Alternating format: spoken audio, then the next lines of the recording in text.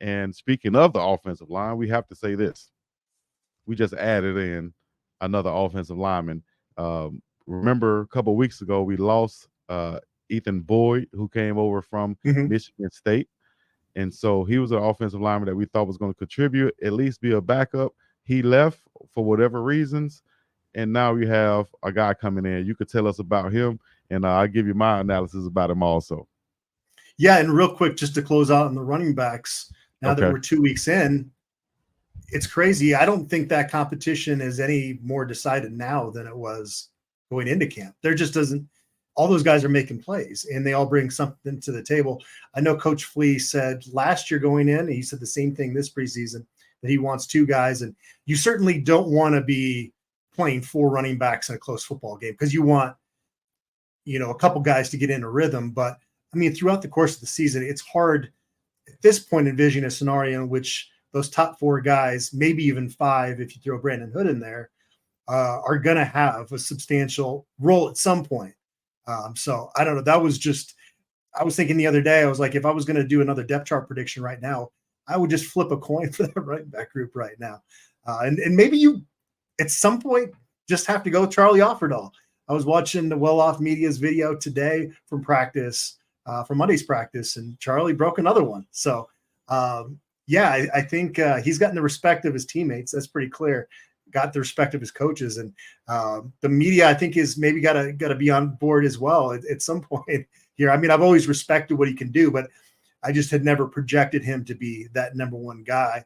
But the longer this keeps going on, you really do have to consider that as a possibility going into the season opener. But with Kardell Thomas, a former top 100 recruit coming out of high school, went to LSU, played in some games there, but was not a consistent starter. So he went to Florida A&M, FAMU, and was a starter there and really got some of that college experience. And he was a guy that drew some Power Five interest when he hit the transfer portal from FAMU. Once Willie Simmons left their staff to go on Duke's staff, and so UCLA, Vanderbilt were some of the schools looking at Thomas early on. It was kind of a strange recruitment, though. It kind of died, and then he was going to go to Central Missouri, a Division II program, until Colorado stepped up with an opportunity late. And I think maybe Ethan Boyd, even though Boyd was maybe projected a little bit more as a tackle, this is a guy you bring in to kind of fill some of that role. But he's going to be a senior, and so he's coming in. He told 24/7 Sports, "I'm coming in to earn a role." It's going to be tough to come in that late and do that, but this is somebody that's got that sense of urgency and is going to be practicing with the Buffs and getting his feet wet leading up to the season. I like adding an extra body in there. You got to get all the insurance you can for this upcoming season with Shedeur Sanders, and so adding Kardell Thomas, a guy that is going to be a pretty good run blocker and is a guy that had some experience early on at LSU and a lot more last year. So a good pickup, especially this late in the game. The only thing I would say is it is a late pickup. We'll see if he can contribute in the first game. I don't know, to be able to pick up a offensive blocking scheme this fast, but maybe mid-season, after the third game or something, he'll be able to jump in there and do the thing. But I'll say this: if you were to add someone and you needed a body, I think he is probably the best pickup you can get at this point. With him being a former top 100 recruit, he really went viral in 2018 and 19, I think, from a camp that he attended where they were doing one-on-one drills and he was just smashing everybody, in the one-on-one drills. And being from Louisiana, really came up, from what I saw, came up as an LSU fan, really wanted to attend LSU, did the thing there, had some injuries, ended up at FAMU. I want you to say FAMU too, not FAMU. They're going to get on me about that. We got to say FAMU. So FAMU, he was there, and, they won the championship last year. He contributed to that. If he's still in shape, if he still has that LSU type, foundation, should I say, in the weight room, and he can come to Colorado and contribute, I think it's the best thing you can ask for because he is a guy who has a lot of talent and a very high ceiling. even though he's a senior. Now, the reason why I think it also helps out this team so much is because you see a guy like Tyler Brown, who is projected to be an interior offensive lineman. We've been seeing him work at right tackle for the Buffs. We've been seeing Khalil Benson work inside at guard. Also, Justin Mayers is at the guard position.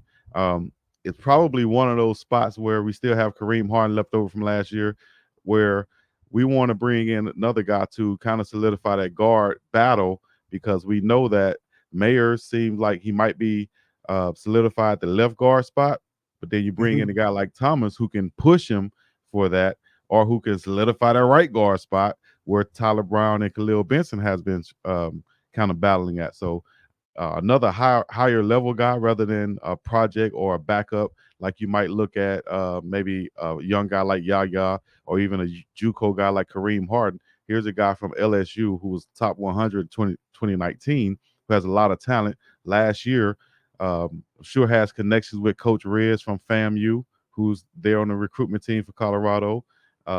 Corey Phillips, who was at LSU. I'm not sure if he was there at the same time with Cordell, but I'm sure they know some of the same people. So uh, probably kept in touch. And when the opportunity presented himself, he realized that I can go to Colorado and, you know, possibly get on the field right now if I do what I need to do.